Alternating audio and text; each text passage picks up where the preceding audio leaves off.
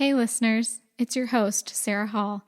Thanks for listening to Peoria Theater People, a podcast where I shine a spotlight on the extraordinary stories of local artists in the central Illinois area. Thanks so much for tuning into the second episode of Peoria Theater People. I'm so excited to share my second conversation with you. This is my conversation with Nicki Haschke, who is the theater manager at Peoria Players Theater in Peoria, Illinois. And Nicki is someone who's not always in the limelight, but I just think her hard work and dedication really her story needs to be told, basically. And I can't wait for you to hear her story and her connection to Peoria Players. And she really helps that theater run, and she makes it what it is. And it's such a staple of entertainment in our community. And Nicki is just such a kind-hearted soul, and she's so sweet, and she really dedicates all her time to Peoria Players Theater. And I think without her, Peoria Players wouldn't be the same. So I can't wait for you to hear this conversation with her. And I also wanted to hop on and mention that when I recorded my conversation with Nicki, at the time, they were planning on having a couple different productions between January and May timeframe, I believe. And they have decided in the last couple of weeks, due to increased mitigations with COVID-19, to go ahead and make some changes. So they are not going ahead with that shorter season that they were thinking about doing. So please follow them on Instagram or like them on Facebook to get updates on what's happening at their theater. So their Instagram handle is Peoria_players_theater. And you can like them on Facebook. And you can also visit their website, peoriaplayers.org. And you can also find ways to support them and donate to them. They have a Save Peoria Players donation drive going on right now. So please visit peoriaplayers.org to check out ways that you can support them. And here's my conversation with Nicki. Today on Peoria Theater People, we have Nicki Haschke with us. Nicki, Hello. welcome to the podcast. Thank you so much. It's an honor to be here. Yes. Me too. I'm so excited to chat with you about all things Peoria Players and your background and kind of give a spotlight on your story. So for those of you who don't know Nicki, I wanted to share a couple little fun facts with you about her. She loves her black cats. I do. She currently has some, so I'm sure those will be brought up at some point for sure. She also loves Halloween, the movie and the holiday. Right. We were just talking about her love for Halloween, so it's very appropriate that we're recording this in October. Yes. And then fun fact about the connection between Nicki and I is that we both went to Richwoods. And so we both are very much Peoria natives and love Peoria and have that kind of history and connection. So I'm so excited to talk about Nicki. And we were talking before we were recording, we were trying to figure out kind of when we first met or interacted. And we just kind of thought, you know, as I was growing up in CCT, that was probably the first time that we had interacted. I'm sure at some point, we probably talked and then just got to know each other. And now more than ever, CCT and Peoria Players have really meshed. So we just, in the past few years especially, I think have gotten closer. I think so too. So yeah, Nicki and I worked together with Community Children's Theater and Peoria Players. So Peoria Players is kind of the space where we perform every year or twice a year. And so we have that kind of working relationship currently, which is really fun because I feel like I, as a kid, was growing up performing in Peoria Players and was, and I still do whenever I can, but kind of getting that connection. And I think for listeners listening who are familiar with Peoria Players, I think if you know Peoria Players, you probably know the Haschkes. So the Haschke family is very much connected to Peoria Players. So Nicki, I would love to hear about kind of the story of how your family got started with Peoria Players and specifically even you and how you got started getting involved with them. Well, it actually started back in 1978. I've been employed there since 92, but my involvement goes back to 1978. My mom, or our family, lived next door to Helen Ferguson, and she at the time was known as Helen Morris, and she was very involved with Peoria Players Theater. And at the time, their bookkeeper was, I think, either retiring or moving. Bernice Zerwick, I believe, was her name. And they needed a new bookkeeper. My mom was in banking and accounting, and Helen lived next door to my mom. And she said, hey, I know someone. So that's when she started. And I was 6 years old at the time, and so I would go into the box office with her every so often and play with the ticket rack or just visit with the theater manager at the time was Ruth Fisher, and Lee Wanger worked in the box office at that time. Another sweet lady named Faye, her last name escapes me right now, but they were all just so welcoming and so loving, and my mom loved it there. And then I actually, did shows at Cornstalk and Peoria Players as I grew up and in high school as well. And then in late 91, they were needing another person to work in the office. I was going to college at the time to get my degree for graphic design. So they hired me to be the graphic artist and then also be the second box office person. And then about 4.5 years after that, the theater manager quit. And the board just said, well, you know what you're doing, so you just want the job? And I said, sure. So that's how I became manager. Wow. So the rest is history, but it's been a lot of fun. I've met so many nice people and seen a lot of talent come and go. I believe it. I mean, you've put in your time there for sure. And I think, again, anyone who thinks about Peoria Players, I automatically think about the Haschkes personally. Yeah. And my mom, Sherry's the OG. Yeah, she is the OG. So if you've ever watched someone in the box office kind of doing books and kind of looking over all the finances, that's probably Nicki's mom. That's her. Absolutely.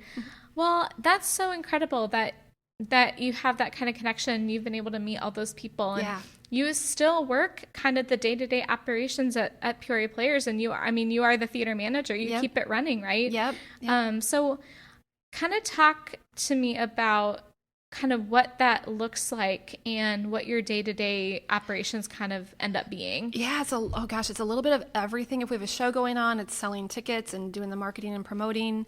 I'm always looking, especially now with the pandemic, I'm always looking for grant opportunities, looking for show releases and things like that, and securing all the royalties, and just, like I said, it's a little bit of everything. I still get to do my graphic design work, so I do the ads, and I get to put my degree to use. That's amazing. Yeah. Yeah. And you grant write typically in the summer, if I'm not mistaken. That's kind of, do you take some specific time to grant write?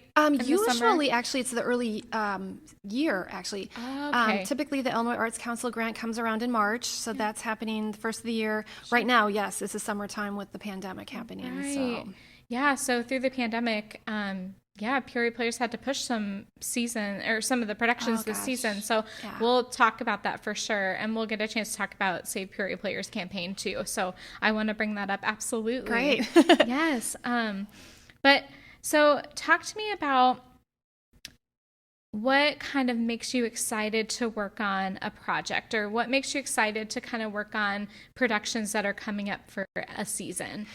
It's always exciting to see them come to fruition. A lot of the crews are fun to work with. Directors have been great. Knock on wood, I've never had a bad experience. Mm-hmm. It's always been a lot of fun. And, it's neat to see a production come together, and all these people, for the most part, are volunteers. I mean, some do get paid. They don't get paid much. And then just to bring everything together and make the production happen, mm-hmm. And then to present it to the audiences, and then just to stand back. I go and sit in the auditorium in the back almost every night, and it's a proud moment, I mean, mm-hmm. even though I'm not the director, I still feel like a proud mama when I watch these shows and just see everybody up there on stage and knowing they're loving it, and the audience is loving it. And I think you've touched on something that's kind of part of the reason why we do what we do, which is you are part of this project that's kind of bigger than you. Yeah. And you get to impact audiences and tell this story. And whether you are the theater manager or director or, on stage performer, like, you get to be a part of that. Yeah. Yeah, absolutely. So thanks. That's really, really wonderful. And I think that's something that everyone who's involved in Peoria Theater can kind of get behind and kind of connect with. Mm-hmm. Yep. Yeah. So as you've worked on sort of these productions over the years as theater manager and kind of worked with Peoria Players, and you've spent countless hours and countless points of your life at this theater, obviously, are there any particular experiences that when you think back, they kind of stick with you or impact you?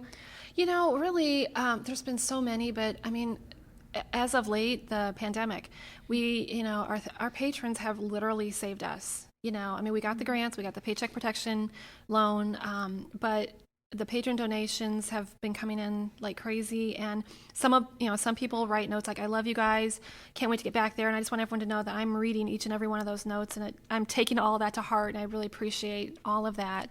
So, other than that, it's just been proud just to see everybody come through there.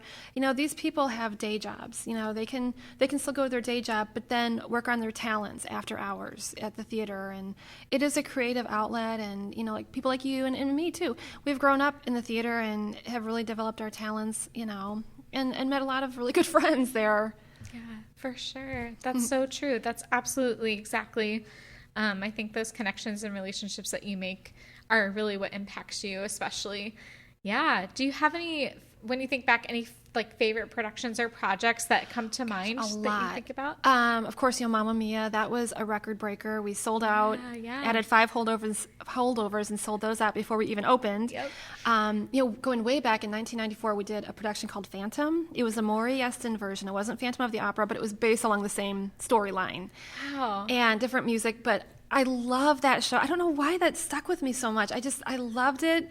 The set was amazing from one side of the stage to the other, even the alcoves. It just spanned the entire stage. In fact, Gary Panetta, who worked for the Journal Star at the time, at the end of the year, he wrote something like the 10 best things about Peoria theater or Peoria in general, and the Phantom set made the list. No way. Yeah, it was neat. I mean, of course, there's other shows. It's ironic because we talked about I Love Cats. Right. I finally saw the musical back in, I think it was 95 when it came through the Civic Center.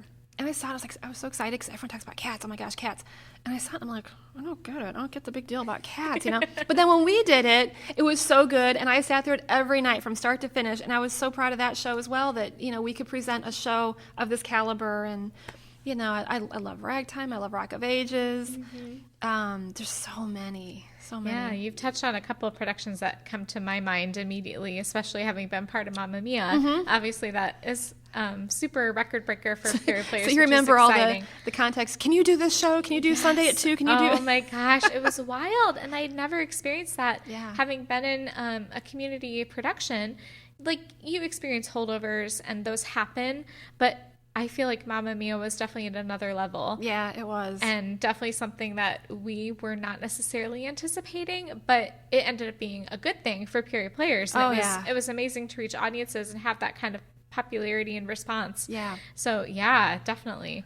Rock of Ages was great. Yeah, I remember seeing those. I'm so interested in this Phantom, though. That's something I never really heard about. It was really neat. Bob Clements directed it. Unfortunately, he's no longer with us, but he had really cool effects.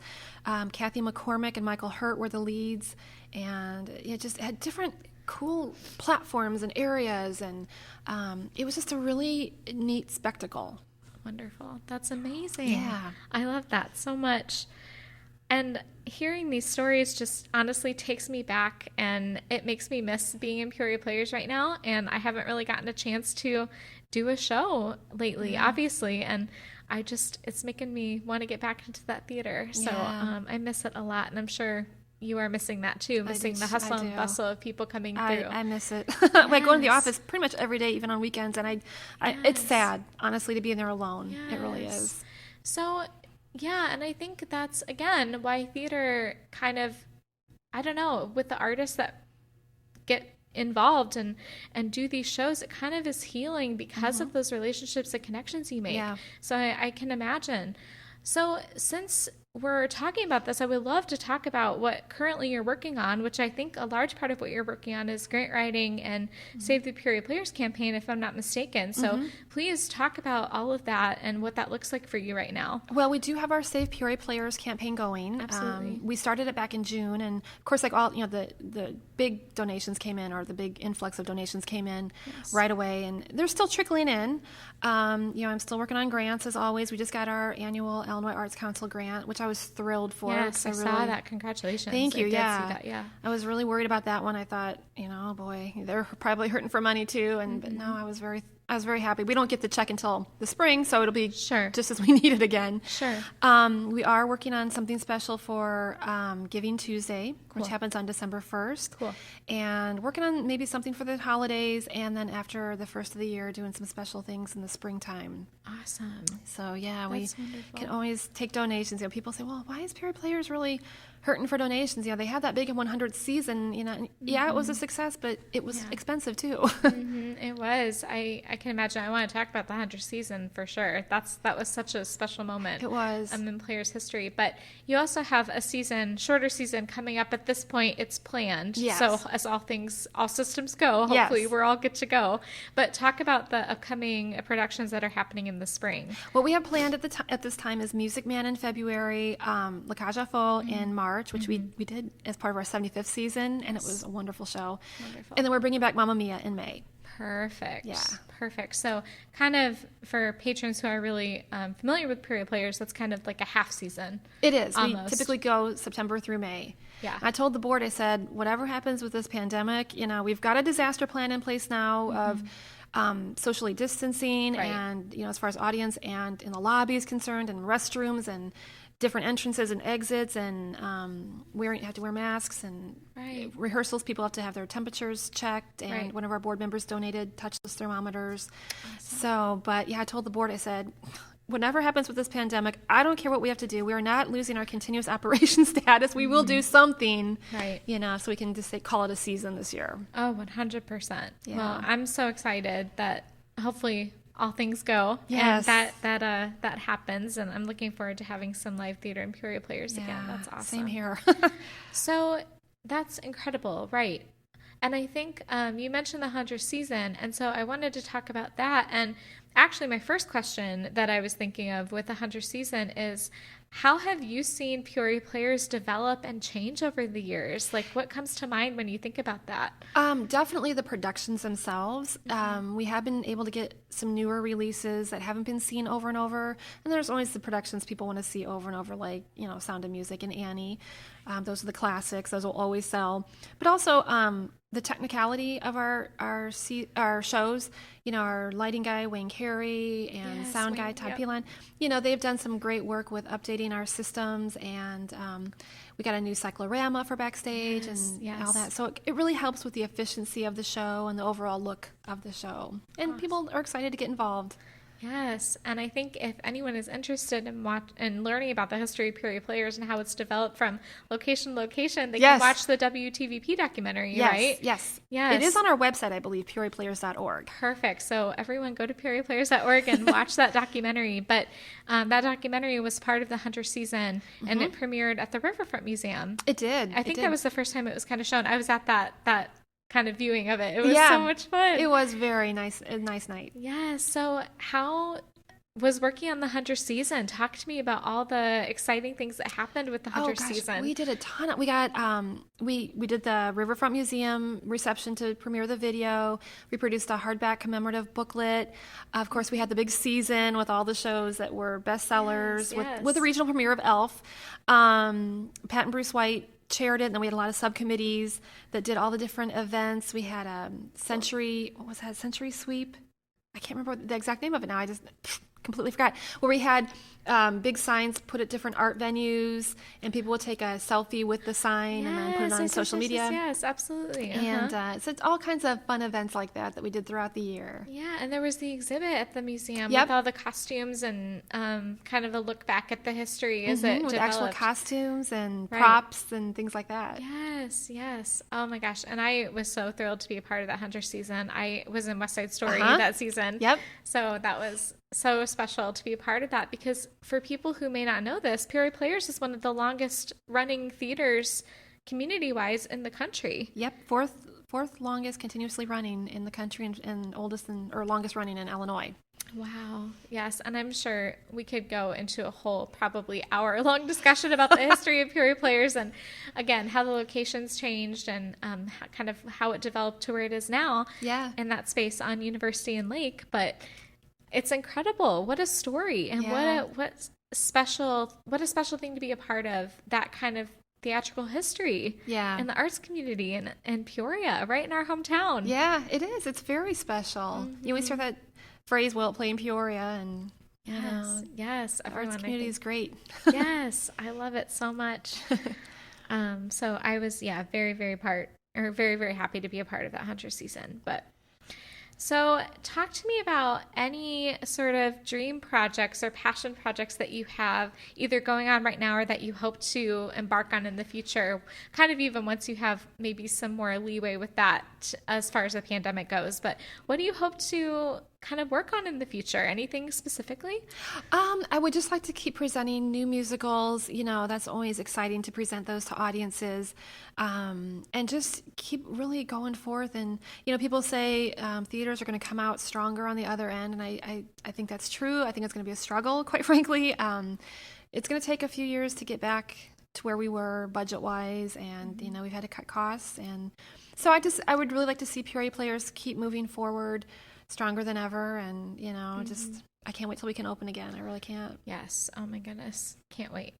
Yes. So definitely some new musicals in the future, and Peoria players, and keep Peoria players running is basically the mission right now. Yeah. Absolutely. Do you have any particular musicals that you think would work well in the space that maybe haven't been done before?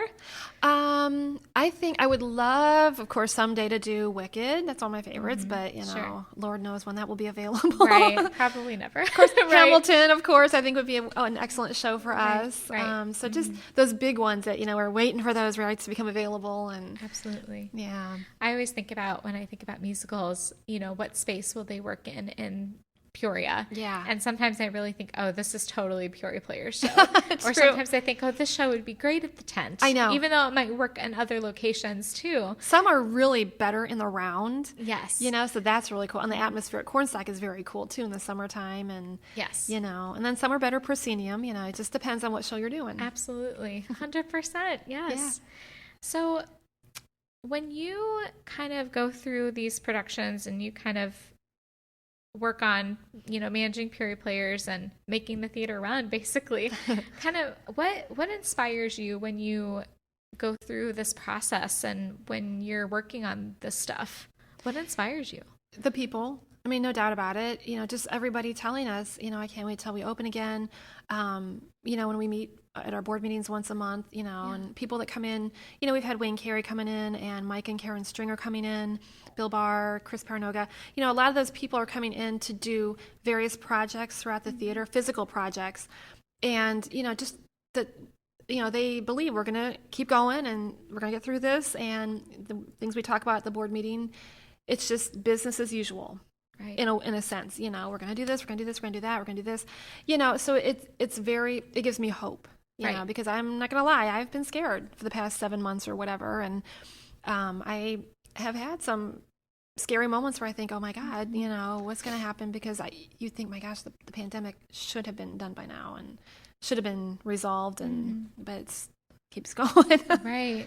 No, that makes total sense. And again, I think you keep speaking to this idea that we just connect through theater. Yeah. And those relationships drive us, and it gives us community. And I think we as human beings are built to be in community with each other. Yeah. And I think just you and I are those people that find that through theater a lot of times. And I think that's what makes it pretty special. Yeah. So I'm really happy to think about that. Yeah, again, gives me hope. Yeah. Yeah, we'll make it. I know, you know, I don't think people want to see us go down after 100 years, so no. Got to keep going. Not at all. Not at all. So talk to me about some of just your general theater favorites. I mean, what do you love? What musicals and what plays do you love? Just generally. I love music. You know, I don't know. I love musicals because I love music. But some of my favorite shows that we've done have been non-musicals. I mean, the season we did 12 Angry Men, that was one of my favorite shows that season. Yes. Dearly Departed is hilarious. Yes. I love, you know, like mystery, because I like Halloween and scary stuff. Of course. So I like, you know, like Arsenic and Old Lace, Wait Until Dark. I love that show. Yes. You know, all those classic Alfred Hitchcock kind of shows. I do love those. I also, because I love rock and roll, so I like it when we can combine rock and roll and theater, like with Rock of Ages and Rent and shows like that. So that's always fun. Absolutely. Something new. And so I feel like you love the mystery suspense thriller type, and then you love some of the rock musicals. I do, yeah. Kind of the ones that are fun to listen to, and the ones that you kind of are able to, you know, bop your head along as you're listening to the music and watching the production. Amazing. That's wonderful. Cool. And, you know, why time and time again do you continue to get involved with players, and what makes you stay and what makes you want to continue working on these shows? It's my second home. I mean, it really is. I probably spend more time there than I do anywhere else, you know. I believe that. Yeah, I do. And, you know, I mean, my mom being there, it's a special connection there. I still have many friends from childhood and school that I am friends with, you know, but I would say the majority of my friends are theater friends. And, you know, they really inspire me to keep going, and it's just, you know, something I enjoy. That's incredible. Yeah. I love that. So, talk to me a little bit about how Save Peoria Players campaign is going and how patrons can get involved and kind of donate with that. I know that sounds like a lot of patrons have already given, which is wonderful. Yes. And I know you and Peoria Players and the arts community really appreciates the support. Oh, yeah. But talk to me about how patrons can get involved with that or support the campaign. They can go to peoriaplayers.org. There is a form there where you can donate online. You can always mail us a check. You can do a monthly donation if it's easier that way rather than do like one lump sum donation. You can do a monthly donation of $10, $25, $50, whatever. I know everybody's hurting right now for money. So, but yeah, so far, I mean, we've made over about 52,000 in donations. So that's been a huge help. That's so incredible. Ironically, we're doing okay on the financials every month because we're not putting out the major expenses for our production. We still have our insurance and utilities and things like that. But well, and I will say for community children's theater, that has been our only saving grace, I think, is that we don't have to purchase we have our rights purchased for 2021 now because of the way that we cycle through and pick our shows. So I'm sure you're experiencing something similar and postponing some stuff and then not having to purchase new rights. But it doesn't mean that you don't need that financial support to keep you going, because I mean, a typical season for Peoria Players, correct me if I'm wrong, it gives you an incredible amount of revenue that you maintain to keep your theater going. Oh, yeah. Excuse me. We do have a pretty decent profit every end of the fiscal year, but this year, I mean, it's going to be a lot different. When the pandemic hit, we had to cancel. We had Mamma Mia scheduled for the end of the year. We had to cancel that. And our annual awards banquet, some fundraisers and rentals. And, so that cost us about $50,000 in a net profit. So that was, very worrisome. Yes. So remember, peoriaplayers.org if you're interested in supporting the campaign. So please consider giving a donation if you're financially able at this time for sure. And I love the Normie Awards. You just mentioned this, and that's something I wanted to touch on in this interview too. So the Normie Awards, can you talk about that a little bit for listeners who may not be as familiar with the Normies? Sure. It's an annual event that we have every May, and we give out awards such as like Golden Mask, someone who's donated a lot of time in the current season, Outstanding Service, someone who's donated a lot of time over a period of years, excuse me, Spirit of the Theater, just as it sounds, a cheerleader, that type of thing. The Gilbert Pacey Backstage Award, and then directors give out an award for either show, Backstage and an Onstage Award. So it's just a lot of fun. We have a big dinner, and then we give out the awards, and then we do dancing afterward. So it's just a big gathering. Everyone looks forward to it. In fact, someone said to me, what if this pandemic happened a year ago during our 100th season gala? Oh my gosh. I'm so glad it did. That would have been awful. Yes, it would have. And they're named after Norman Ending, our theater ghost. Supposedly. I mean, I've been there a long time, and knock on wood, I've never had anything happen, Yes. Oh, talk a little bit about that history a little bit with Norman. Yeah. Well, it's funny because we are in the books Haunted Illinois or something like that, because we're supposedly haunted by Norman Ending. There's folklore, like the younger kids want to say, oh, he died on stage on opening night. No. He was supposed to direct Kiss Me, Kate. It was in the early 60s. It was in the current building that we're at now. Wow. And he found out, unfortunately, that he had terminal cancer. Oh, no. So he got someone to direct the show, Kiss Me, Kate. He passed peacefully, at home or in the hospital or wherever. And so it was nothing dramatic like on stage on opening night, and I don't know why people think, we've had so many other people pass that I don't know why people think it's specifically him. I don't, but they always say our Norman is our ghost, and so we named our awards banquet in honor of him, Normies. And if you've ever done a show at Peoria Players, I'm sure people listening will know very quickly who Norman is. Yes. So if you ever do a show at Peoria Players and you haven't, chances are Norman will come up at some point. And chances are someone will tell you they've had an experience with him. Yep, that's chances are, absolutely. I didn't know you, Peoria Players was in a book because of it. Yeah, we're in, I don't know something like Haunted Illinois and every year about this time I have people call and want to do, or really all times of the year want to do ghost hunting, I believe it's either Ghost Hunters or Ghost Adventures. I think it was Ghost Hunters. They called me, maybe 10 years ago. They're that national show or whatever. They wanted to come and do an investigation, but I always turn them down just because I don't want people to be scared to come to the theater, or think of Peoria Players only for that, Right, exactly. No, it's there's fun. There's so much more to it, and it's definitely some just fun folklore that's shared between cast members. Absolutely. Wonderful. I would love to do it, but a ghost hunt there, but I no. Right. Can't do that with the public. Oh my goodness, that's so funny. I love that. This is something I do with every guest, and I just will prompt you with asking you what are some of your favorite specific things, and you'll have to answer. And I'm excited to learn a little bit more about you. So we'll do probably like 6 or 7 of these. But, okay. So some of them will be theater related, some will not.